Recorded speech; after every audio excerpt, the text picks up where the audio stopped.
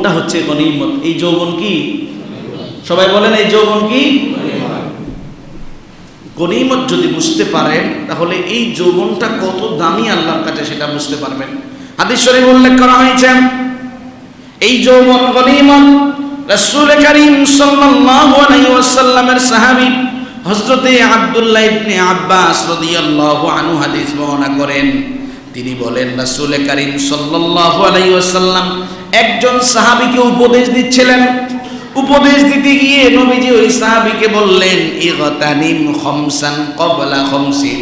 আমার সাহাবী 5 জিনিস আসার আগে আগে 5 জিনিসকে তুমি গনিমত মনে করো।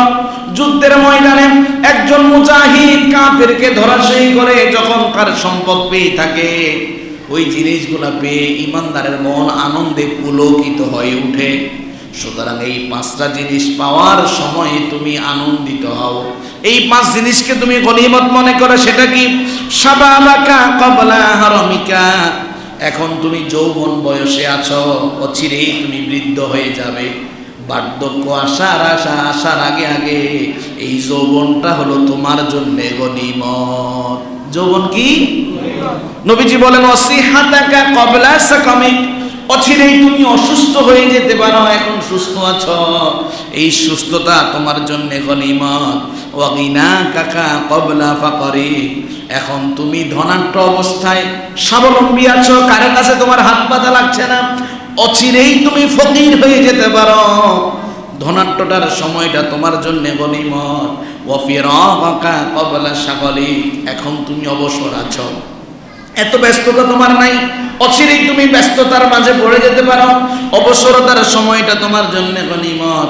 ওয়া হায়াতাকা ক্বাবলা মাউতিক। এখন তুমি জীবিত আছো, অচিরেই তোমার মৃত্যু আসবে, এই হায়াতটুকু মৃত্যু আসার আগে আগে তোমার জন্য গনিমত। তাহলে একজন মানুষের হায়াতের মাঝে অনেকটা সময় অতিবাহিত হয়। একটা শৈশব, কৈশোর, যৌবন, বার্ধক্য, অনেকগুলা সময়ের মাঝে, অনেকগুলা কথার মাঝে 3টা বিষয় মানুষের কাছে সবচেয়ে বেশি পরিচিত।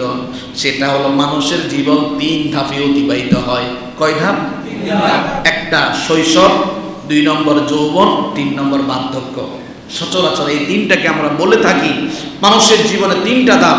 একটা শৈশব, যৌবন, বার্ধক্য।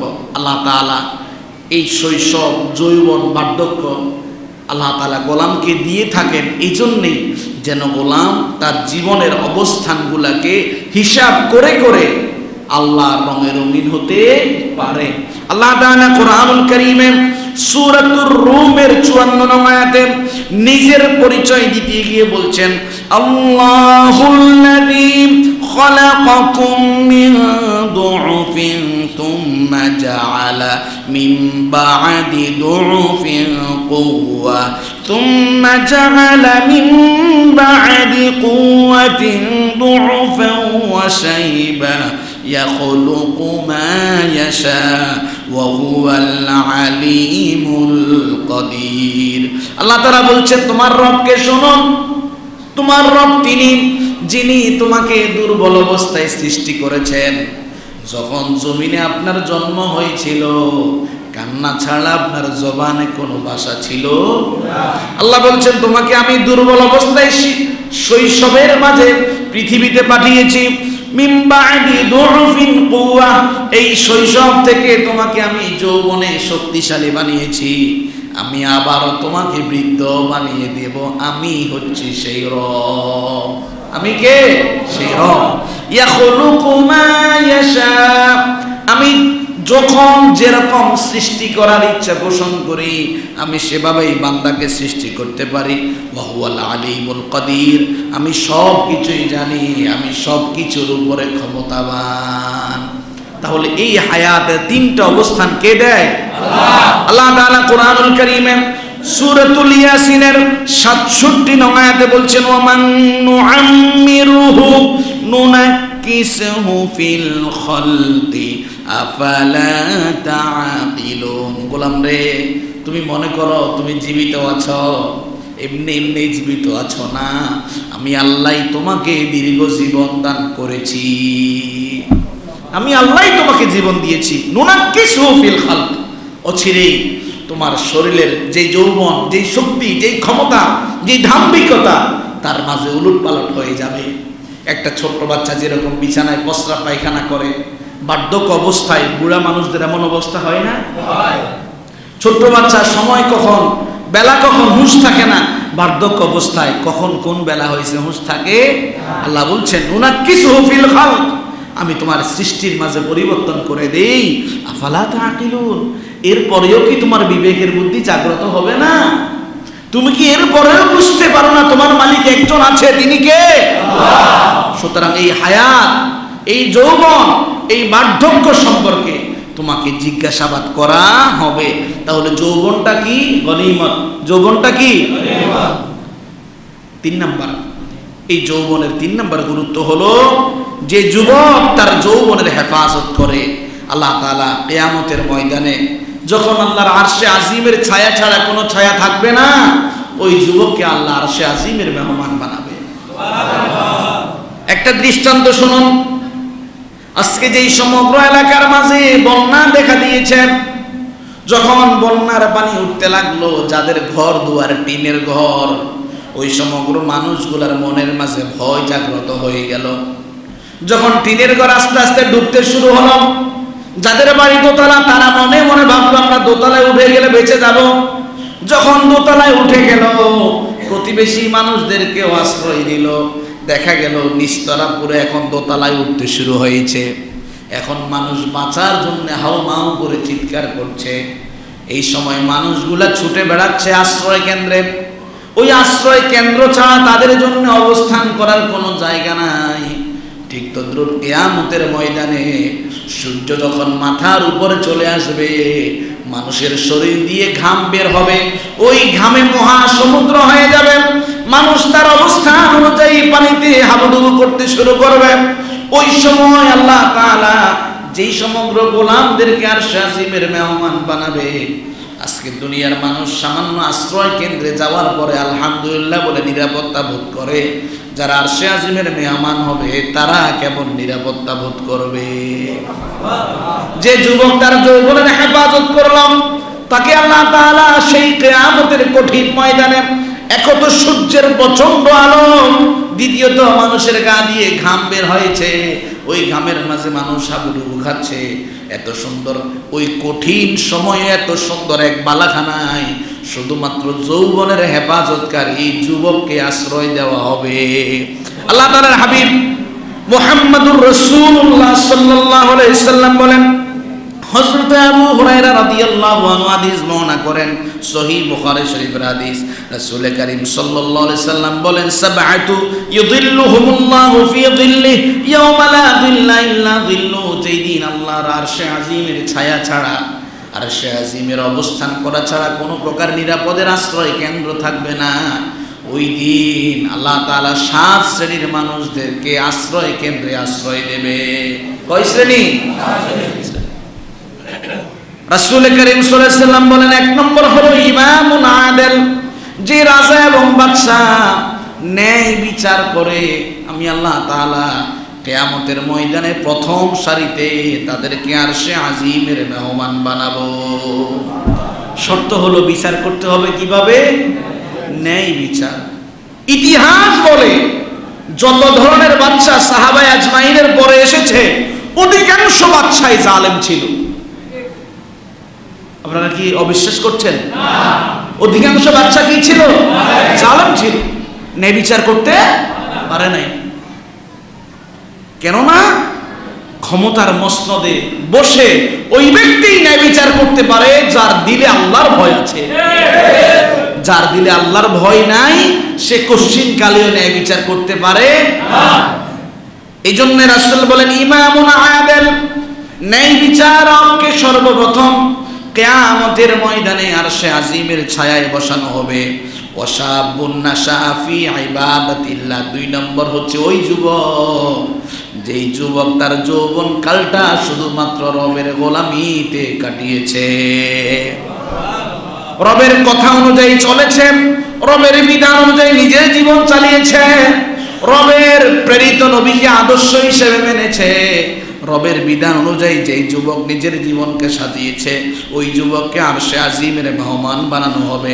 ওয়ারাজুলুন কলবুহু মুআল্লাকুন বিল মাসাজিদ, 3 নাম্বার যেই মানুষটার দিল সব সময় মসজিদের সাথে লাগানো ছিল, যখনই যেখানে যেত না কেন সর্ব অবস্থায় কখন মসজিদে গিয়ে নামাজ পড়বে, তার হৃদয়টা যদিও জমিনে ছিল কিন্তু মনটা সব সময় মসজিদে ছিল। 3 নাম্বার ওয়ারাজুলানে তাহাব্বা, 4 নাম্বার ওয়ারাজুলানে তাহাব্বা ফিল্লাহ ইজতামা আলাইহি ওয়া তাফাররাকা আলাইহি, একজন মানুষ আরেকজন মানুষকে বন্ধু বানিয়েছে একমাত্র আল্লাহর জন্য, আবার আরেকজন মানুষকে ঘৃণা করেছেও একমাত্র আল্লাহর জন্য।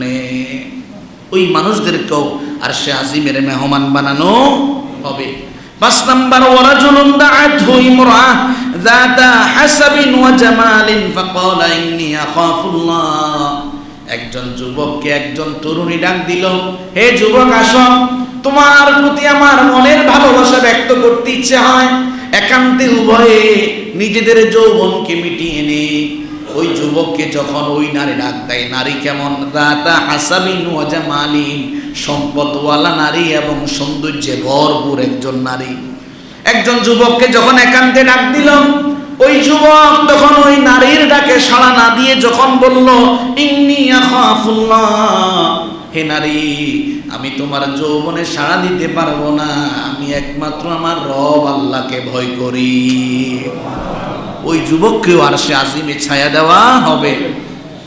6 নাম্বার ওয়ারাজুলুন তাসাদদাকা বিসাদাকাতিন ফাআখফাহা হাত্তা লা তা'লামু শিমালুহু মা তুনফিকু ইয়ামিনুহু, ওই ব্যক্তিকে আল্লাহ তাআলা আরশে আজিমের মেহমান বানাবেন, যে আল্লাহর জন্য বিপদগ্রস্ত মানুষের জন্য আল্লাহর বান্দাদের জন্য দান করত, এমন ভাবে দিত ডান হাতে দিয়েছে বাম হাত জানে না, বাম হাতে দিয়েছে ডান হাত জানে না, গোপনে গোপনে দান করত। তাকেও আল্লাহ তাআলা, অর্থাৎ যেই দানের মাঝে আমাকে দানবীর বলবে, আমাকে অর্থবিত্তশালী বলবে, সমাজসেবী বলবে, এরকম কোনো ইচ্ছা বান্দার হৃদয় ছিল না, তাকেও আল্লাহ আরশে আজিমের মেহমান বানাবেন। 7 নাম্বার ওয়ারাজুলুন যাকারাল্লাহু খালিয়ান ফাফাদাত আইনা, যে বান্দা আল্লাহকে স্মরণ করেছে আর আল্লাহর স্মরণে চোখ দিয়ে পানি ছেড়ে দিয়েছে, আল্লাহ তাআলা আল্লাহর ভয়ে ক্রন্দনকারী ওই চোখওয়ালা মানুষকেও আরশে আজিমের মেহমান বানাবে। যেই দিন আল্লাহর আরশের ছায়া ছাড়া কোনো ছায়া থাকবে। এখানে যুবকদের ব্যাপারে 2টা কথা। 1 নম্বর, যে যুবক তার যৌবনের সময়টাকে আল্লাহর ইবাদতে কাটিয়েছে। 2 নম্বর, যে যুবককে একজন সম্পদশালী সৌন্দর্যে গুণান্বিত একজন নারী ডাকলো, আসো একটু যৌবনটা উপভোগ করি, ওই যুবক বলল আমি আল্লাহকে ভয় করি। তাহলে যুবকের কথা বারবার বলা হচ্ছে এই জন্য, এই যুবকদেরকেই দাঁড়ে দাঁড়ে মানুষ রূপী কিছু শয়তান তার যৌবনটা ধ্বংসের পয়তারা চালাবে। প্রিয় ভাইয়েরা, এই যৌবনের 4 নাম্বার গুরুত্ব হলো, যখন মানুষ জান্নাতে প্রবেশ করবে কোনো মানুষ আর বৃদ্ধ থাকবে না, সবাই যুবক হয়ে যাবে। হাদিস শরীফে উল্লেখ করা হয়েছে, হযরত আবু হুরায়রা রাদিয়াল্লাহু আনহু হাদিস বর্ণনা করেন, তিরমিজি শরীফের হাদিস। হযরত আবু হুরায়রা রাদিয়াল্লাহু আনহু বলেন, কুলনা আল জান্নাতু মা বিনাউহা, আমরা রাসূলকে জিজ্ঞাসা করলাম, ওগো আল্লাহর রাসূল, আল্লাহ তাআলা তো আমাদেরকে জান্নাতে পাঠাবেন, জান্নাত এত সুন্দর, এত নয়নবেম জিনিস দিয়ে সাজানো হয়েছে যা কোনোদিন বান্দা চোখে দেখে নাই, কানেও শুনে নাই, হৃদয়েও কল্পনা করে নাই। নবীজি একটু জানতে ইচ্ছে হয়, আল্লাহ এত সুন্দর জান্নাত কি দিয়ে বানাবেন? রাসূল করিম সাল্লাল্লাহু আলাইহি ওয়াসাল্লাম বললেন, লাবিনাতুম মিন ফিদ্দা ওয়া লাবিনাতুম মিন যাহাব ওয়া মিলাতুহাল মিসকুল আগফার ওয়া হাসবাউহাল লুকলু ওয়াল ইয়াকুত। আল্লাহর নবী বললেন, সাহাবীরা, দুনিয়াতে যেরকম দালান হয়, বিল্ডিং হয় ইট দিয়ে পাথর দিয়ে, আল্লাহ তাআলা জান্নাতও ইট এবং পাথর দিয়ে বানাবে। তবে শোনো, দুনিয়ার জাগতিক ইটগুলা মাটিকে পুড়িয়ে বানানো হয়, জান্নাতের একটা ইট হবে স্বর্ণের আর একটা ইট হবে রৌপ্যের। দুনিয়ার জমিনে ইটটাকে ভেঙে কংক্রিট করা হয়, কিন্তু জান্নাতের মাঝে যেই কংক্রিট ব্যবহার করা হবে এক একটা হবে স্বর্ণ এবং রৌপ্য ইয়াকুত পাথর দিয়ে তৈরি। নবীজি সাহাবীদেরকে বললেন, দুনিয়ার জমিনে সিমেন্ট দিয়ে ঘরের মাঝে প্লাস্টার করে ঘরকে সুন্দর করা হয়, আর জান্নাতের প্লাস্টার হবে সুগন্ধি মিস্ক দিয়ে, যে প্লাস্টার থেকে সব সময় সুগন্ধি ভাসমান হবে। নবীজি বললেন, মান ইয়াদখুলহা ইয়ানআম ওয়ালা ইয়াবআস ওয়ালা ইউখাল্লাদ ওয়ালা ইয়ামুত ওয়ালা তাবলা থিয়াবাহুম ওয়ালা ইয়াফনা শাবাবাহুম। ওই জান্নাতে যারা প্রবেশ করবে তারা চিরদিন সুখী স্বাচ্ছন্দ্যে থাকবে, তাদের কোনো দুঃখ থাকবে না, কষ্ট থাকবে না, অভাব হবে না, অনটন হবে না।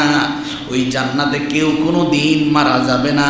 যেই পোশাক তাদেরকে পরিধান করিয়ে জান্নাতে ঢুকানো হবে, ওই পোশাক কোনো দিন পুরাতন হবে না। যেই যুবক জান্নাতে প্রবেশ করবে, যেই বৃদ্ধ জান্নাতে প্রবেশ করবে, ভরা যৌবন নিয়ে ঢুকবে, লা ইয়াফনা শাবাবা, কোনো দিন তার যৌবন শেষ হবে না। ও যুবক ভাইয়েরা, আজকে পরনারীর সাথে জেনায় লিপ্ত হতে তোমার কাছে খুব ভালো লাগে। আজকে নারীরা রাস্তায় চলে, নারীরা তাদের নিরাপত্তা বোধ করে না। একজন মা যখন মেয়েটাকে বিবাহের উপযুক্ত হয়, ভয়ে থাকে কখন আমার মেয়ে সতীত্ব হরণ করা হবে। ওই যুবকদেরকে বলি, জান্নাতেও তোমার জন্য যৌন মিলনের আল্লাহ ব্যবস্থা করে দিবে। তবে ওই যৌন মিলনে কোনো দুর্গন্ধ থাকবে না বীর্যে, ওই যৌন মিলনে কোনো সন্তানও পৃথিবীতে জন্ম নেবে। তাহলে কিসের জন্য বলেন? এই জন্য আমাদের যুবক ভাইদের যৌবন কত গুরুত্বপূর্ণ এটা বোঝা লাগবে। এখন আসেন আমরা কথা বলবো যে ইসলামে যুবকদের কি কি অবদান আছে। সত্য প্রতিষ্ঠায় এবং ন্যায় প্রতিষ্ঠায় সর্বপ্রথম জীবন দিয়েছেন একজন যুবক, তার নাম হলো হাবিল। তার নাম কি? সব সময় কোরবানির ঘটনা শোনেন, কখনো এরকম ভাবেন নাই? সত্য প্রতিষ্ঠায় হাবিল জীবন দিয়েছে। কিভাবে? কাবিল যখন কোরবানি দিল, হাবিলও কোরবানি দিল। হাবিলের কোরবানি কবুল হলো, কাবিলের কোরবানি কবুল হলো না। কাবিল যখন হাবিলকে বলল, লা আকতুলান্নাকা, আমি তোমাকে হত্যা করব। কেন? তোমার কারণেই আমি আমার বোন সৌন্দর্যে তাকে বিয়ে করতে পারছি না। হাবিল সুন্দর করে ভাইকে বললেন, ভাই তুমি আমাকে হত্যা করবে এই কথা বললেন। ইন্নামা ইয়াতাকাব্বালুল্লাহু মিনাল মুত্তাকিন। প্রতিবাদের ভাষায় এতটুকুই তোমাকে বলি, তুমি কাবিল এখনো মুত্তাকি হতে পারো নাই। আমি মুত্তাকি হয়েছি বলে আল্লাহর কাছে আমার কোরবানি কবুল হয়েছে, তোমার মাঝে এখনো নারীর প্রতি লিপ্সা রয়ে গিয়েছে বলে তোমার কোরবানি কবুল হয় নাই। ভাই যদি তুমি আমাকে হত্যা করতে চাও হত্যা করতে পারো, কিন্তু আমি তোমার গায়ে বিন্দু মাত্র আঘাত করব না।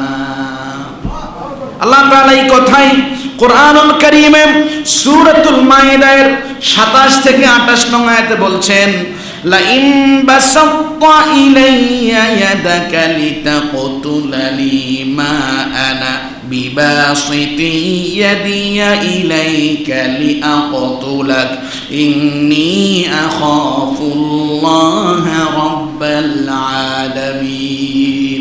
কাবিল যখন তার ভাইকে হত্যা করার কথা বললাম, হাবিল তখন ভাইকে বলল, ভাই তুমি আমাকে হত্যা করার জন্য তোমার হাতকে যখন বাড়িয়ে দেবে, আমিও হাত বাড়িয়ে তোমাকে হত্যা করার জন্য জবরায় নিমজ্জিত হব না। কেননা আমি তোমাকে কোনোদিন হত্যা করতে পারবো না, তুমি তো আমার ভাই। আর কোন মুত্তাকি কখনো তার ভাইকে হত্যা করতে পারে না। বলা হলো, ইন্নী আখাফুল্লাহা রাব্বাল আলামিন, আমি আমার রব আল্লাহকে সবচাইতে বেশি ভয় করি। এই কথা বলার পরে কাবিল তার ভাই হাবিলকে হত্যা করেছে। সর্বপ্রথম সত্য প্রতিষ্ঠার প্রতিবাদ যিনি করেছেন তার নাম হলো হাবিল। তার নাম কি? দুই নাম্বার, সত্য প্রতিষ্ঠার জন্য আল্লাহর জন্য নিজের জীবনকে উৎসর্গ করেছেন দ্বিতীয় আরেক যুবক তরুণ, তার নাম হলো হযরত ইসমাঈল আলাইহিস সালাতু ওয়াস সালাম। আমরা সব সময় কোরবানির ঘটনা শুনি, কিন্তু বুঝে শুনি না। ইসমাঈল আলাইহিস সালাতু ওয়াস সালাম এর আব্বা হলেন ইব্রাহিম আলাইহিস সালাতু ওয়াস সালাম। ঈমানের অনেক পরীক্ষা দিয়েছেন। 86 বছর বয়সে বিবি হাজেরার ঘরে যখন ইসমাঈল চলে আসলেন, ইসমাঈলের বয়স যখন 13 থেকে 18 বছর বয়স। কত বছর? 13 থেকে যখন 18 বছর বয়স, ইব্রাহিম আলাইহিস সালামকে আল্লাহ তাআলা নির্দেশ দিলেন, ইব্রাহিম নিজের প্রিয় সন্তানকে তুমি জবেহ করে দাও। আমি আল্লাহ তাআলা তোমাকে অর্ডার করছি আমার জন্য জবেহ করবে। যেহেতু সন্তানকে জবেহ করবে, সন্তানের যদি অনুমতি না নেওয়া হয় তাহলে আল্লাহ তাআলার কাছে এই জবেহ তো কবুল হবে না। ইব্রাহিম আলাইহিস সালাম সন্তানকে বললেন, ইয়া বুনাইয়া ইন্নী আরা ফিল মানামি আন্নী আযবাহুক ফানযুর মাযা তারা قال يا أبت فعل ما تؤمر ستجدني إن شاء الله من الصابرين। ইব্রাহিম আলাইহিস সালামের কথার জবাবে সন্তান বলে দিলেন, প্রিয় বাবা, আপনি যেই জিনিসটা স্বপ্নে দেখেছেন, আল্লাহর নির্দেশ পেয়েছেন, আপনি স্বপ্ন বাস্তবায়িত করুন। আপনার দীর্ঘ বয়স অতিক্রান্ত হওয়ার পরে যে সন্তান আল্লাহ আপনাকে দিয়েছেন, আপনি আপনার সন্তানকে জবেহ করুন। আমি ইসমাইল বলছি, কিয়ামতের ময়দানে আপনি আমাকে ধৈর্যশীলদের কাতারে পাবেন। ইসলামের জন্য এই অবদান রেখে গিয়েছেন। ইসলামের জন্য তৃতীয় আরেক নবী অবদান রেখেছেন, ওনার নাম ইউসুফ আলাইহিস সালাম। নিজেদের ভাইদের ষড়যন্ত্রের মুখে পড়েন পৃথিবীর সুন্দরতম একজন নবী মুহাম্মদুর রাসূলুল্লাহ সাল্লাল্লাহু আলাইহি ওয়াসাল্লামের পরে জিনার চেহারায় আল্লাহ সবচেয়ে বেশি সৌন্দর্য দিয়েছেন, তিনি হচ্ছেন হযরতে ইউসুফ আলাইহিস সালাম। ভাইয়েরা যখন কূপের মাঝে ফেলে দিল, অন্ধকূপ থেকে তুলে নিয়ে যখন মিশরের মাঝে বিক্রি করে দেওয়া হলো, আজিজে মিশর ইউসুফ আলাইহিস সালামের দায়িত্ব নিল। যখন ইউসুফ আলাইহিস সালাম যৌবন বয়সে উন্নীত হলেন, আজিজে মিশরের স্ত্রী জুলাইখা ইউসুফ আলাইহিস সালামের প্রতি একটু দুর্বল হয়ে পড়লেন। ইউসুফ আলাইহিস সালামের সাথে নিজের যৌন প্রবৃত্তি কামনা পূরণের জন্য একটা পয়তারা তৈরি করলেন। সমগ্র দুয়ারগুলা বন্ধ করে একটা প্রকোষ্ঠের মাঝে নিয়ে আসলেন। ইউসুফ আলাইহিস সালামকে প্রস্তাব দিলেন। ইউসুফ আলাইহিস সালাম প্রস্তাব প্রত্যাখ্যান করে আল্লাহর কাছে আশ্রয় চেয়ে যখন দরজা দিয়ে দৌড় দিলেন, আল্লাহর কুদরতে সমগ্র দুয়ার খুলে গেল। পিছন থেকে জুলাইখা ইউসুফের জামা ধরে টান দিল, ইউসুফের জামাটুকু ছেড়ে গেল। এরই মাঝে আজিজে মিশরের সামনে চলে আসলো, জিজ্ঞাসা করলো, কি ব্যাপার ইউসুফ দৌড়া কেন? পিছন থেকে জুলাইখা এসে বলল, স্বামী আমার, এই ইউসুফকে কত আদর যত্ন করে তুমি মানুষ করলে, দেখো এই ইউসুফ আমার সতীত্ব হরণের জন্য চেষ্টা চালাচ্ছে। উপস্থিত মামলা কি হয়ে গেল? পরিবর্তন হয়ে গেল। কিন্তু জানেন কে? ইউসুফ আলাইহিস সালামকে আজিজে মিশর বলল, ইউসুফ, এই মুহূর্তে তুমি তোমার প্রমাণ উপস্থাপন করো। কি প্রমাণ আছে? নতুবা তোমার গর্দান কেটে নেওয়া হবে। সব মানুষ জানে ইউসুফ সত্য মানুষ, জুলাইখার সমগ্র সঙ্গী সাথীরা জানে জুলাইখাই অপরাধী। কিন্তু জুলাইখা মামলা যখন ঘুরিয়ে দিল, জুলাইখার সাথেই তার বোনের কোলের মাঝে একটা নবজাতক সন্তান ছিল। ইউসুফ আলাইহিস সালাম সন্তানের মাথার মাঝে হাত বুলিয়ে বলল, বাবু একটু বলে দাও প্রকৃত অপরাধীর লক্ষণ কি? ছোট্ট বাচ্চার জবান খুলে গেলাম। ছোট্ট বাচ্চা আজিজে মিশরকে বলে দিল, যদি ইউসুফের জামার সামনের অংশ ছিঁড়া থাকে বুঝবে ইউসুফ অপরাধী, যদি পিছনে জামা ছিঁড়া থাকে বুঝবে জুলাইখাই অপরাধী। কে সাজিয়েছে? যাদেরকে রাজাকার বলে বলে ফাঁসি দিয়েছে, এই রাজাকার শব্দ দিয়ে দেশ ছাড়া হয়েছে। অসংখ্য মানুষের কান্না আছে, অসংখ্য ওলামায়ে কেরামের রক্ত আছে, যাদের নামে মিথ্যা জঙ্গিবাদ মৌলবাদ মামলা দিয়ে দিয়ে রিমান্ডে নিয়ে মেরেছে। বলা হয়েছে, কেন বলো ইসলাম সবচেয়ে শান্তির ধর্ম, কেন পর্দার কথা বলো, কেন মদের বিরুদ্ধে কথা বলো? মদ যদি তোমরা বন্ধ করে দাও বিধর্মীরা কি খাবে? কি মায়া দেখতে পাচ্ছেন? আল্লাহ গুড়াচ্ছেন। এই জিনিসগুলো আমাদেরকে বুঝতে হবে। ইউসুফ আলাইহিস সালামের ঘটনা যখন আজিজে মিশর দেখতে পেল, আজিজে মিশরের বুঝতে আর দেরি হলো না, আমার স্ত্রী জুলাইখাই সবচেয়ে বড় পাপী। জুলাইখার সাথে সম্পর্ক ছিন্ন করে দিল। ইউসুফ মনে কষ্ট পেয়েছে, আল্লাহ আয়াত নাযিল করে দিল। সূরাতুল ইউসুফের 29 নং আয়াত, ইউসুফ আ'রিদ আন হাদা ওয়াস্তাগফিরি লিযানবিক ইন্নাকি কুনতা মিনাল খাতিইন। ইউসুফ, কষ্ট পেয়েছো আমি রব জানি। পরিবার থেকে চলে এসেছো, ভাইরা দুরাচার করে গর্তের মাঝে কূপে ফেলে দিয়েছে, অবশেষে এখানে আশ্রয় পেয়েছো। অচিরেই তোমাকে কারাগারে নিক্ষেপ করা হবে, কারাবন্দী হয়ে থাকা লাগবে, নিরপরাধ একজন মানুষ তুমি। আর উপেক্ষা করো, দিনের পথে চলতে গেলে অসংখ্য কারাগারে তোমাকে থাকতে হবে। ইউসুফ, তবে শোনো, ওই নারীকে বলে দাও, হে নারী, তুমি আল্লাহর কাছে ক্ষমা চাও। ইন্নাকি কুনতা মিনাল খাতিইন, প্রকৃত অপরাধী হচ্ছে তুমি। প্রকৃত অপরাধী কি? এই জন্য বলা হয়েছে ইন্না কাইদা কুননা আযীম। নারীর চক্রান্ত খুবই ভয়ানক। নারীর চক্রান্ত খুবই কি ভয়ানক। প্রিয় ভাইয়েরা, চতুর্থ আরেকজন যুবক ইসলামের জন্য, ইমানের জন্য নিজের জীবন বিলীন করেছেন, তিনি হচ্ছেন বনি ইসরাইলের একজন যুবক, যার নাম হচ্ছে আব্দুল্লাহ বিন সামের। আব্দুল্লাহ বিন সামের। হাদিস শরীফ উল্লেখ করা হয়েছে, হযরত সুহাইব রাদিয়াল্লাহু আনহু হাদিস বর্ণনা করেছেন। মুসলিম, তিরমিজি, মুসনাদে আহমদ, তিনটা কিতাবে একই হাদিস উল্লেখ করা হয়েছে। রাসূল করিম সাল্লাল্লাহু আলাইহি সাল্লাম বলেন, কানা মালিকুন ফি মান কানা ক্বাবলাকুম, তোমাদের পূর্বেই বনি ইসরাইলের মাঝে একজন রাজা ছিলেন। ওয়া কানা লাহু সাহির, তার একজন উপদেষ্টা ছিলেন, যে ছিল মূলত জাদুঘর। মূলত কি ছিল? জাদুঘর। উপদেষ্টা। ওই জাদুঘরের কাছ থেকে পরামর্শ নিয়ে রাজা তার রাজ্যের কার্যক্রম কি করত? পরিচালনা করত। ফালাম্মা কাবুরা ক্বালা লিল মালিক, যখন ওই উপদেষ্টা জাদুঘর বিদ্ধ হয়ে গেল, বাদশাকে বলল, বাদশা, ইন্নী কদ কাবিরতু ফাবআথ ইলাইয়া গুলামান মা ইউআল্লিমু, আপনি আমার কাছে একজন বালককে এনে দেন, আমি তাকে আমার জাদুবিদ্যার সমগ্র কিছুই শিখিয়ে দেব। সে সমগ্র কিছু শিখে আপনাকে দিক নির্দেশনা দেবে। ওই বালকের নাম ছিল আব্দুল্লাহ বিন সামের। বালকের নাম কি? এই বালককে যথারীতি আনা হলো। বালক সকালবেলায় এসে জাদুঘরের কাছ থেকে শিক্ষা নিয়ে বিকেল বেলায় ঘরে ফিরে যায়। প্রতিমধ্যে একটা গির্জা তাকে অতিক্রম করতে হয়। গোলাম যখন আব্দুল্লাহ বিন সামের যখন পাদ্রীর জায়গাটুকু অবস্থান করেন, পাদ্রীর এই জায়গাটুকু ক্রস করতে যাচ্ছেন, তখন ওনার মনে মনে একটা আকাঙ্ক্ষা হয়, আমি তো জাদুঘরের কাছে গিয়ে অনেক কিছুই শিখছি, এই পাদ্রীর কাছে গেলে মনে হয় আরো কিছু শিখতে পারবো। আব্দুল্লাহ বিন সামের পাদ্রীর কাছে গেলেন। পাদ্রীর কথাগুলি শুনে ওনার মন বিগলিত হয়ে গেল। পাদ্রীর হাতে হাত রেখে আব্দুল্লাহ বিন সামের মুসলমান হয়ে গেলেন, কিন্তু বিষয়টা তিনি গোপন রেখেছিলেন।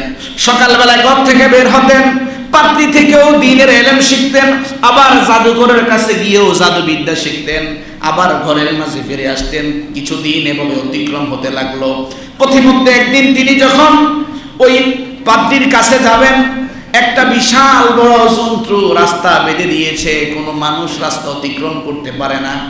তখন এই আব্দুল্লাহ বিন সামের মনে মনে নিয়ে একটা পাথর নিলেন, মনে মনে এই দোয়া করলেন, আল্লাহ, যদি পাদ্রী সত্য হয়, জাদুঘর মিথ্যা হয়, এই পাথর দিয়ে তুমি এই পশুটাকে হত্যা করো।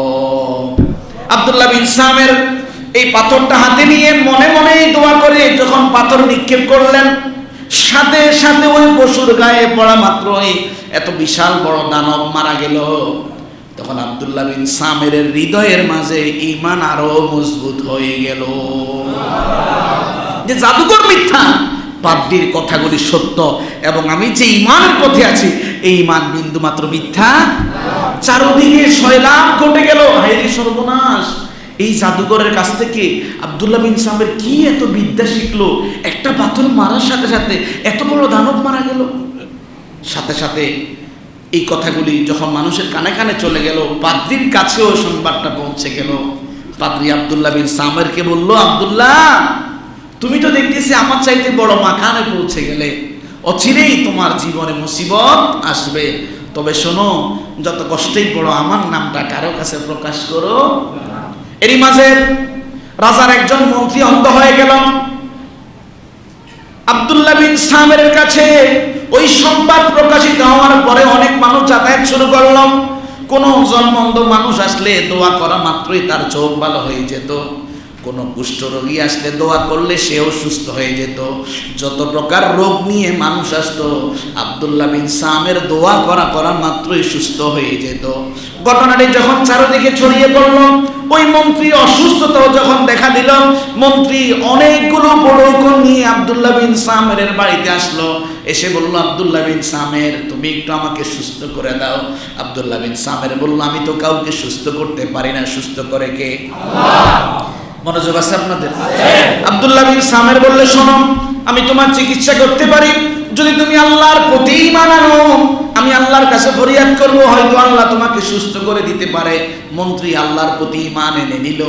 আব্দুল্লাহ বিন সামের ওই অন্ধ মন্ত্রীর জন্য দোয়া করলো, সাথে সাথে মন্ত্রীর চোখে আলো ফিরে এলো। মন্ত্রী যখন তার রাজ্যে গেল বাদশার সামনে, বাদশা বললেন, কি ব্যাপার, তুমি না অন্ধ হয়ে গিয়েছিলে, কি করে চোখের আলো ফিরে পেলে? তখন ওই মন্ত্রী বললেন, আমার রব আল্লাহ আমাকে চোখের আলো ফিরিয়ে দিয়েছে। বাদশা বললেন, সর্বনাশ, এই রাজ্যে আমি ছাড়া তো তোমাদের কোনো রব নাই, তুমি কোন রবের কথা বলো? নাউজুবিল্লাহ বলবেন না? ক্ষমতা পেলেই মানুষ নিজের কি দেখায়? পাওয়ার দেখায়। তখন মন্ত্রী বললেন, না, আপনি একজন মানুষ, আপনি বাদশা হতে পারেন, কিন্তু আপনি তো মানুষের রব হতে পারেন না। এই কথা যখন বলা হলো, তখন বাদশা ক্ষমতা দেখিয়ে ওই মন্ত্রীকে বেঁধে জন্মের পেটানি পিটাইল। বলল, তুমি কার থেকে এই ট্রিটমেন্টটা নিলে? তখন ওই বালকের নাম আব্দুল্লাহ বিন সামের কথা বলে দিল। আব্দুল্লাহ বিন সামেরকে এনেও পেটানি শুরু করলো। এক পর্যায়ে নিরুপায় হয়ে আব্দুল্লাহ বিন সামের ওই পাদ্রির কথা বলল। পাদ্রি এবং মন্ত্রীকে এনে পিটানোর পরে তাদেরকে বলল, শোনো, তোমরা আমার প্রতি ঈমান আনো। কার প্রতি? আমি বাদশার প্রতি ঈমান আনো, তাহলে তোমাদেরকে এই নির্যাতন থেকে মুক্ত করে দেওয়া হবে। কিন্তু তারা বললেন, না, আমরা আল্লাহর প্রতি ঈমান এনেছি, এই ঈমান থেকে বিন্দুমাত্র সরতে পারবো না। এক পর্যায়ে মন্ত্রী এবং পাদ্রীর মাথা থেকে শুরু করে করাত চালানো হলো। করাত দিয়ে চালিয়ে পুরা শরীর দুইটা দুখণ্ড করে দেওয়া হলো। আব্দুল্লাহ বিন সামের তাকিয়ে তাকিয়ে দৃশ্য দেখলো। আব্দুল্লাহ বিন সামেরের প্রতি এবার নির্যাতন শুরু হবে। ছোট্ট বাচ্চা আব্দুল্লাহ বিন সামের একজন বালক। আব্দুল্লাহ বিন সামেরের প্রতি একটু সহানুভূতিশীল দেখিয়ে একটা কৌশল খাটিয়ে সেনাবাহিনীর লোকদেরকে বলল, শোনো, তোমরা আমার বিশ্বস্ত সৈন্য, পাহাড়ে যাবে এই সন্তানকে নিয়ে। সন্তান তো জানে না পাহাড়ে গিয়ে কি করবে। পাহাড় থেকে তোমরা সন্তানটাকে জমিনে ছিটকে ফেলে দেবে, জমিনের মাঝে পড়ে সন্তানটুকু মারা যাবে। আব্দুল্লাহ বিন সামেরকে নিয়ে যখন সেনারা রওনা হলো পাহাড়ের দিকে, আব্দুল্লাহ বিন সামের আর বুঝতে বাকি হলো না, এরা আমাকে হত্যা করবে। আল্লাহর কাছে মনে মনে দোয়া করলো, ও আল্লাহ, আপনি যে কোনো উপায়ে আমাকে এই আযাব থেকে রক্ষা করেন। দোয়া কবুল হয়ে গেল। আব্দুল্লাহ বিন সামেরকে নিয়ে যখন তারা পাহাড়ের মাঝে উঠলো, আল্লাহর প্রকম্পিত ভয়ে পাহাড় কাঁপতে শুরু করলো। পাহাড় থেকে সবাই পড়ে গেল।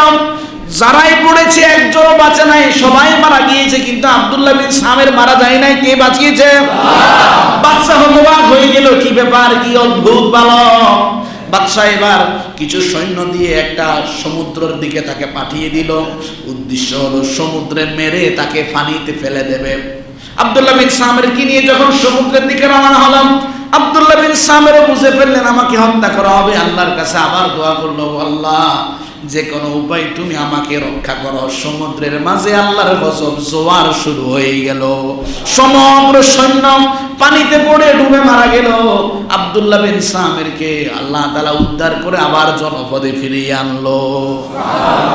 আব্দুল্লাহ বিন সামের বলল, বাদশা, আমি বুঝতে পেরেছি আপনি আমাকে হত্যা করবেন যে কোনো উপায়, তবে আপনার কোনো কৌশলে আপনি আমাকে হত্যা করতে পারবেন না।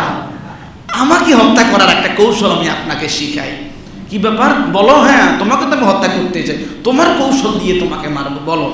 আব্দুল্লাহ বিন সামের বললেন, শোনেন, আপনার জনপদে যতগুলো মানুষ আছে সবগুলো মানুষকে একটা মাঠে জমায়েত করেন, আর আমি যে তীর ব্যবহার করি আমার ওই তীরটা হাতে নিয়ে বিসমিল্লাহি রব্বিল গোলাম, বিসমিল্লাহি রব্বিল গোলাম এই শব্দটা পড়ে তীরটা ছুড়বেন, দেখবেন আমি মারা যাব।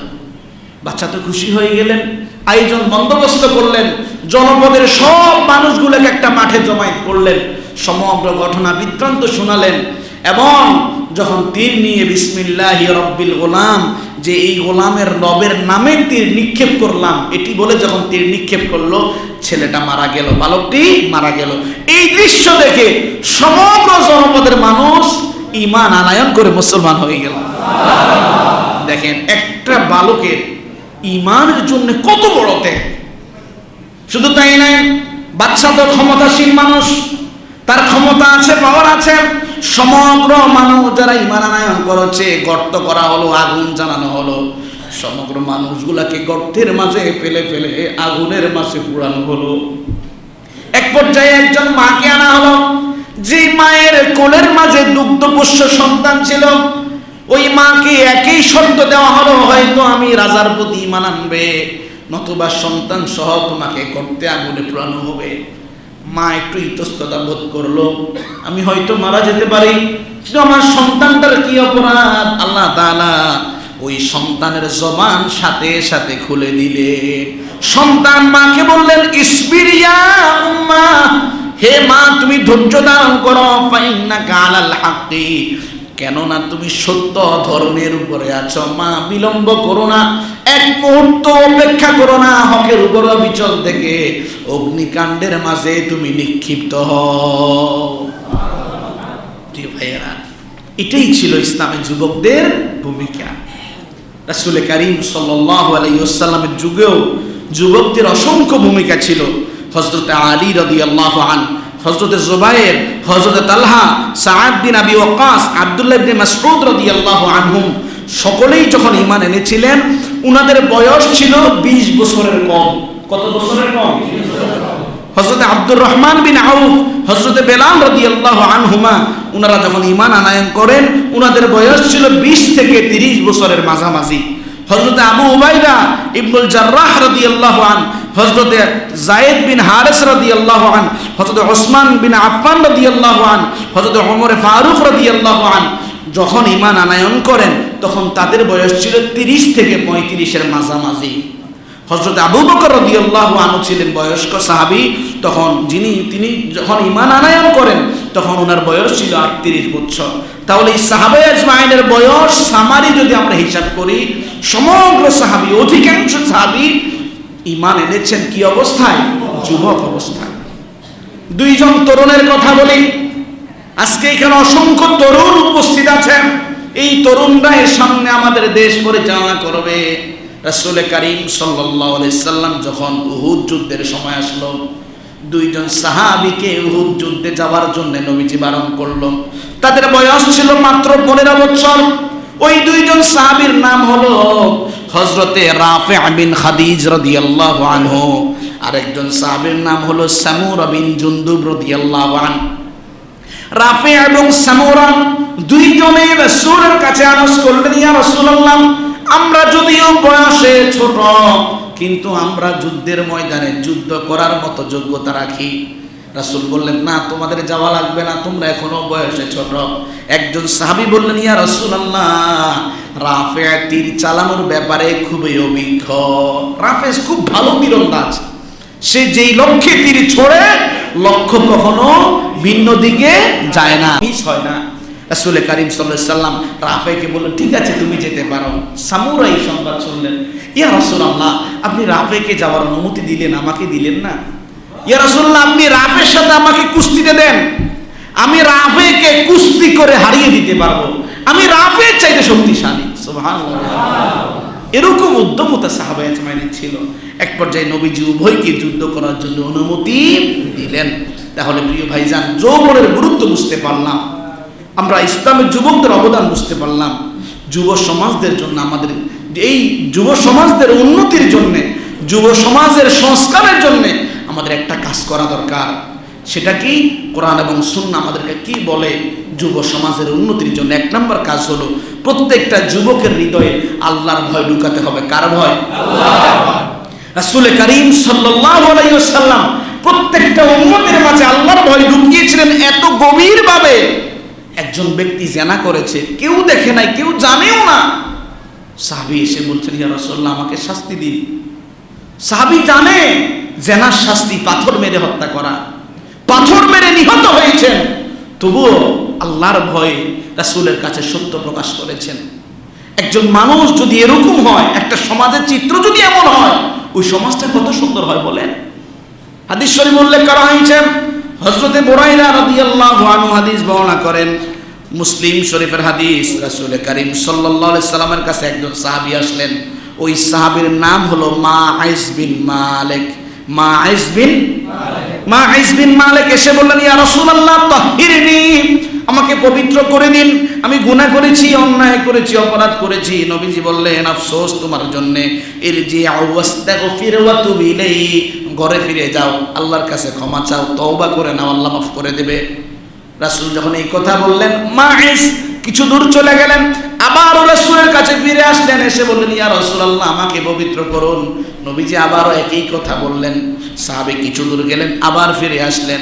এভাবে তিনবার যখন হয়ে গেল, চতুর্থবার যখন রাসূলের কাছে আসলো, নবীজি বললেন, ফিমা উতাহহিরুকা, কি থেকে তোমাকে পবিত্র করব?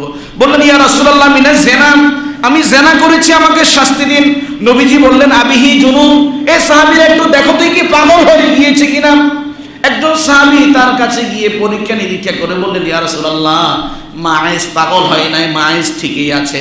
নবীজি বললেন, আশা রিবা খামরা, মাঈজ কি মদ পান করে মাতাল হয়ে গেল কিনা দেখো। সে কি জানে না জেনার শাস্তি পাথর মেরে হত্যা করা? তবুও কেন সেভাবে আমার সামনে জেনার শাস্তির কথা বলছে? একইভাবে যখন রাসূলের সামনে আবারও আসা হলো, নবীজি বললেন, সাহাবীরা মাটির মাঝে গর্ত করে অর্ধেক জমিনে প্রথিত করে পাথর মেরে হত্যা করো। পাথর নিক্ষেপ করে যখন মাঈজকে হত্যা করা হলো, 2 থেকে 3 দিন পরে রাসূল করিম সাল্লাল্লাহু আলাইহি ওয়াসাল্লাম সাহাবা আজমাইনের সামনে দাঁড়ালেন। দাঁড়িয়ে বললেন, ইস্তাগফিরু লিমাঈজ বিন মালিক, লাকাদ তাবা তাওবাতান লাউ কুসিমাত বাইনা উম্মতি লাওয়াসাআতহুম। তোমাদের ভাই মাঈজের জন্য আল্লাহর কাছে ক্ষমা চাও, কেননা সে আল্লাহর কাছে এত কবুলযোগ্য তাওবা করেছে। এই তাওবা যদি সমগ্র মানুষের মাঝে ভাগ করার প্রয়োজন হয়, একটা তাওবাই ভাগ করার জন্য যথেষ্ট হয়ে যাবে। কিসের বিনিময় পেরেছে? গোপন রাখলেও তো রাখতে পারতো। একজন মানুষ কতটুকু তাকওয়া নিজের শরীরের মাঝে, নিজের দেমাগে, নিজের দিলে স্থাপন করতে পারলে বলতে পারে নিজের জীবন শেষ হয়ে যাবে জানার পরেও, ইয়া রাসূলুল্লাহ আমাকে শাস্তি দিন। প্রিয় ভাইয়েরা, এই জন্য আমাদের প্রত্যেক যুবক ভাইদের দিলে কার ভয় ঢুকাতে হবে? কোন ভাইয়ের দিলে যদি আল্লাহর ভয় থাকে, কোনদিন চুরি, ডাকাতি, লুণ্ঠন কোনো কিছু তার পক্ষে সম্ভব হবে না। 2 নাম্বার, আমাদের শিক্ষা ব্যবস্থা। আমাদের শিক্ষা ব্যবস্থাকে ঢেলে সাজাতে হবে। দুনিয়ার জাগতিক হাজারো কিছু শিখলেন, কিন্তু যদি ওই শিক্ষার সাথে দ্বীনের শিক্ষা না থাকে, এই শিক্ষা আপনার জন্য কুশিক্ষা হয়ে যাবে। এই জন্য যত বড় বড় শিক্ষিত দেখছেন, এই যে 15 বছরে যা কিছু করছে, হিসাব গড়লে পত্রিকার সাংবাদিকেরা যেভাবে উল্লেখ করছেন, এক একটা বড় বড় সোর, এক একটা বড় বড় কি, এরা কি দুনিয়া জাগতিক শিক্ষা শিখে নাই? তাদের মাঝে আখিরাতের শিক্ষা, দ্বীনের শিক্ষা, কোরআনের শিক্ষা ছিল না। 3 নাম্বার, যুবক ভাইয়েরা, বন্ধু নির্বাচন করার ক্ষেত্রে সাবধানতা অবলম্বন করা লাগবে। যাকে তাকে বন্ধু বানানো যাবে না। আপনি একটা ইয়াবাখোরকে বন্ধু বানালেন, এক পর্যায়ে তার সাথে থাকতে থাকতে আপনিও ইয়াবাখোর হয়ে গেলেন। একটা গাজুড়িকে আপনি বন্ধু বানালেন, তার সাথে চলতে চলতে গাজুড়ি হয়ে গেলেন। বন্ধুর প্রভাব বন্ধুর মাঝে কাজ করে। রাসূল বলছেন, আর রাজুলু আলা দীনি খালিলি, একজন বন্ধু আরেকজন বন্ধুকে ধর্মের মতো অনুসরণ করে। কিসের মতো? ধর্মের মতো। সুতরাং তোমরা কাকে বন্ধু বানাচ্ছ? ফালিয়ানজুর, চিন্তা করে দেখো, ভেবে দেখো তুমি কাকে বন্ধু বানাচ্ছ। প্রিয় ভাই, শুধুমাত্র মুত্তাকি বন্ধু ছাড়া আখিরাতে কোনো বন্ধু কাজে আসবে না। আল্লাহ তাআলা কোরআনুল কারীমে সূরাতুজ যুখরুফের 28 নং 27 নং আয়াতে বলছেন, আল্লাহ খিল্লাউ ইয়াউমাইদিন বা'দুহুম লিবা'দ, কিয়ামতের ময়দানে এক বন্ধু আরেক বন্ধুর শত্রু হয়ে যাবে। কি হয়ে যাবে? পরিচয় দেবে না, তুমি কি, আমি তোমাকে চিনিও না। তবে বলবে ইল্লাল মুত্তাকুন, যারা তাকওয়ার মানদণ্ড উন্নীত, আল্লাহর ভয়ে একে অপরকে বন্ধু বানিয়েছে, তারা আল্লাহ তাআলার কাছে সম্মানিত হবে। নবীজি দৃষ্টান্ত দিয়েছেন বন্ধুর প্রভাবটা, সেটা কি? আবু মুসা আশআরী রাদিয়াল্লাহু আনহু হাদিস বর্ণনা করেন, বুখারী এবং মুসলিমের হাদিস। নবীজি বলেন, একজন ভালো বন্ধু একজন খারাপ বন্ধুর দৃষ্টান্ত হলো একটা আতরওয়ালা আর একটা কামারওয়ালার মতো। কেমন? তুমি যখন আতরওয়ালার কাছ থেকে আতর নেওয়ার জন্য দোকানে যাবে, সর্বপ্রথম একটু আতর দিয়ে তোমাকে টেস্ট করতে দেয়, ঠিক না? তুমি একটু আতরটা নাকের মাঝে নিলে, ঘ্রাণটা তোমার পছন্দ হলে তুমি আতরটা ক্রয় করতে পারো। যদি পছন্দ নাও হয় কিন্তু ঘ্রাণটা তো তুমি ঠিকই পেয়ে গেলে। আর কামার যে হাঁফড় দিয়ে লোহা গরম করে দা খন্তা ছুরি তৈরি করে, ওর কাছে গেলে তুমি সর্বপ্রথম সেখানে গিয়ে ময়লার শিকার হবে, সেখানে গিয়ে লোহার যে ফুলকিগুলো আসে তোমার কাপড় পড়ে যাবে, তুমি দুর্গন্ধময় পরিবেশের মাঝে অবস্থান করবে। এই দৃষ্টান্তটা নবীজি দিলেন সৎসঙ্গী এবং অসৎসঙ্গীর। অর্থাৎ ভালো বন্ধু থাকলে তার কাছ থেকে ভালো কিছুই পাবে, খারাপ বন্ধুর কাছে গেলে ইয়াবাখোর গাঞ্জাখোর দুর্নীতিবাজ ছাড়া কিছুই হওয়া যাবে না। 4 নাম্বার, সালাত। বান্দাদেরকে সালাতের জন্য অভ্যস্ত করতে হবে। আজকে বাবারা বলে, মুরব্বী বাবারা মনে কষ্ট নিয়েন না, সন্তানকে ঘরে ঘুমিয়ে রাখে, মসজিদে বাবা নামাজ পড়তে আসে, চাচা ছেলেকে কেন আনলেন না? হুজুর কি বলেন, এই বয়সে আমরা কত কিছু করছি, পোলাপাইন তো এখন অনেক ভালো। বলে কি বলে না? আপনি নিজেই তো আপনার ছেলেটাকে জাহান্নামে ঢেলে দিলেন। ছেলেকে মসজিদে অবশ্য নিয়ে আসবেন, প্রয়োজনে ঘরে একান্তে কেউ না থাকলে ছেলের 2টা পা চাই ধরবেন, বাবারে আমি তোরেকে জান্নাতে নিতে চাই, তুই যদি নামাজ না পড়স আমি জাহান্নামী হয়ে যাব, আমার কবরে কে যাবে? তোর দিলে যদি নামাজে ভয় না থাকে। এই জন্য পারা যাবে তো নামাজে নিতে, পারা যাবে তো ইনশাল্লাহ। যুবক ভাইরা যাদের আব্বা নামাজ পড়ে না, রাত্রে একান্তে গিয়ে বাবার 2টা পা জড়িয়ে ধরবেন, বাবাকে বলুন আব্বা হায়াত তো শেষ, মসজিদে আসেন। যার নামাজ ঠিক তার জীবনে কোনো অন্যায় অপরাধ হতে পারে না। এখন তো আমরা নামাজও পড়ি, চুরিও করি, নামাজও পড়ি, সুদের লেনদেন করি, ঠিক না? দেখেন আপনাদের জন্য একটা হাদিস শেষ করছি। হযরত আবু হুরায়রা রাদিয়াল্লাহু আনহু হাদিস বর্ণনা করেন, মুসনাদে আহমদের হাদিস। তিনি বলেন একজন ব্যক্তি রাসূলের কাছে আসলেন, এসে বলেন ইয়া রাসূলুল্লাহ ইন্না ফুলানান ইউসাল্লি বিল-লাইল। এই কিছু কিছু মানুষ আমাদের এলাকায় আছে যারা রাত্রিবেলা তাহাজ্জুদের নামাজ পড়ে। কিসের নামাজ? এটা ফরজ না নফল? ফরজ না নফল? নফল। অর্থাৎ যার ফরজ ছুটে না সেই তো নফল পড়ে, ঠিক না? ইয়া রাসূলুল্লাহ ফাইদা আসবাহা সারাকা, যখন সকাল হয় এই তাহাজ্জুদ গুজারি মানুষটাই চুরি করে। এই তাহাজ্জুদ গুজারি মানুষটাই কি করে? আমাদের সাথে মিল আছে তো না? নবীজি বললেন ইন্নাহু সায়ানহাহু মা তাকুল। আমার সাহাবী যদি সত্যি সত্যি সে তাহাজ্জুদের নামাজ ধারাবাহিক রাখে, সে আর চুরি করবে না, তুমি লিখে রাখো। অর্থাৎ এই নামাজ তাকে কি থেকে ফেরাবে? চুরি থেকে ফেরাবে। 5 নাম্বার ভাইরা খেয়াল করেন, সন্তানদেরকে উত্তম আদব শিখাবেন। সন্তান রাস্তা দিয়ে হাঁটে, সালাম দিলে সালামের জবাব তো নেয় না, সালাম দেও না। যদি আপনি না শিখান কে শিখাবে? আপনার শিক্ষায় সন্তান শিক্ষিত হবে। 6 নাম্বার, যুবক ভাইরা খুব খুশি হবে এই কথাটা শুনে, উপযুক্ত বয়সে ছেলেদেরকে বিবাহ করানো লাগবে। কি বয়সে? আল্লাহ রাসূল সাল্লাল্লাহু আলাইহি ওয়াসাল্লাম বলেন, বাইহাকী শরীফের হাদিস, কোন ব্যক্তির সন্তান জন্ম হলো, ফালইউহসিন ইসমা, সে যেন সন্তানের একটা ভালো নাম রাখে। কি নাম? ছেলের নাম রাখে আকাশ, ছেলের নাম রাখে সূর্য, এরকম নাম কি আছে না নাই? আপনি শুরুতেই ভুল করলেন, ছেলের একটা সুন্দর নাম রাখবেন। ও আদাবা, তাকে উত্তম আদব শিখাবেন। ফাইদা বালাগা ফালইউজাউই, যখন সে বালেগ হবে, অর্থবিত্ত আছে, পরিবার চালাতে পারবে, বউয়ের ভরণ পোষণ করতে পারবে, টাকা পয়সাও আছে। আপনার ছেলে না থাকলে আপনার আছে, কয়টা বাড়ির মালিক আপনি, একটা মেয়ে চালানো কি কষ্ট? কষ্ট না। আল্লাহ রাসূল বলছেন ছেলে যখন বালেগ হবে তাকে বিবাহ করাও। যদি তুমি বিবাহ না করাও, ফাআসাবা ইসমান ফাইন্নামা ইসমুহু আলা আবি, ওই ছেলে যতগুলা গুনাহ করবে, যেন গুনাহগুলা ছেলে করলো না, তার আব্বা আম্মাই গুনাহগুলা করলো। একেবারে নাউজুবিল্লাহর আওয়াজ একবারে ছোট, নাউজুবিল্লাহ বলবেন না। ছেলে গুনাহ করলো, গুনাহগুলা যেন কে করলো? আব্বা আম্মা করলো। সুতরাং ছেলেদেরকে অবশ্যই প্রাপ্তবয়স্ক অবস্থায় বিবাহ করানো লাগবে। 7 নাম্বার, নেশা, ইয়াবা, যত প্রকারের মাদক, ফেনসিডিল, সব মাদক এই এলাকায় থাকবে? আর কোন দেহ ব্যবসায়ী নারী এলাকায় থাকবে? যুবক ভাইরা যারা আছেন এই সময় কিশোর গ্যাং সমাজে থাকার কোনো সুযোগ, কোনো ইয়াবা বাবা ব্যবসায়ী থাকার সুযোগ, কোনো নারী যারা পতিতালয়ের ব্যবসা করে থাকার সুযোগ। এটা শুধুমাত্র আপনার ক্ষতি করবে না, আপনার সমাজ, আপনার রাষ্ট্র, আপনার সব ধ্বংস করে ফেলবে। প্রিয় ভাইয়েরা, সকল প্রকার বৈষম্য সব জায়গায় দূর করতে হবে। 9 নাম্বার, বেকারত্ব দূর করতে হবে। বলা হয় তাকে অলস মস্তিষ্ক শয়তানের একটা আস্তানা। অলস মস্তিষ্ক শয়তানের আস্তানা। বেকারত্ব দূর করা লাগবে। সর্বশেষ রাসূল করিম সাল্লাল্লাহু আলাইহি ওয়াসাল্লামের আদর্শে সমগ্র মানুষকে আদর্শী হওয়া লাগবে। আল্লাহ তাআলা এই 10টা গুণ আমাদের মাঝে দান করুন, সকলে বলি আমিন। আমাদের যুবক ভাইদেরকে এক একজনকে দ্বীনের এক একজন প্রহরী বানিয়ে দিন, সকলে বলি আমিন। আমরা যারা সুন্নাহ পড়িনি ওয়া আখির দাওয়ানা